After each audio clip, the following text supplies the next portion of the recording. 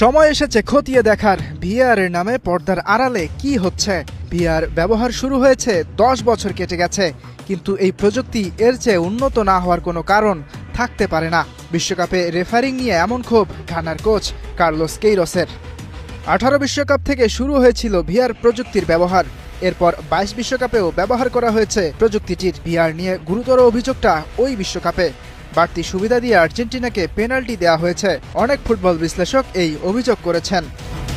26 বিশ্বকাপেও ব্যতিক্রম নয়, প্রায় একই ফাউলে মেসিকে কেবল সতর্ক, আর সাউথ আফ্রিকার মিডফিল্ডার থেম্বা জামানকে লাল কার্ড দেয়া নিয়েও প্রশ্ন তুলেছেন আফ্রিকান কোচ। শুধু তাই নয়, নিয়ম অনুযায়ী ফাউল না করেও গোল বাতিল হয়েছে ভিনিসিউসের, অথচ ম্যাকঅ্যালিস্টার স্পষ্ট ফাউল করেও গোল পেয়েছে আর্জেন্টিনা, যা নিয়ে ব্রাজিলও নালিশ করেছে ফিফার কাছে।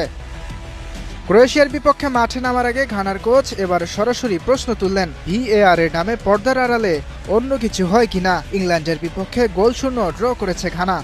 সেই ম্যাচে ডি বক্সে প্রিন্স এদুকে শূন্যে ভাসমান অবস্থায় এজি রিকনসার করা চ্যালেঞ্জের পর পেনাল্টির জোর দাবি করে ঘানা, কিন্তু রেফারি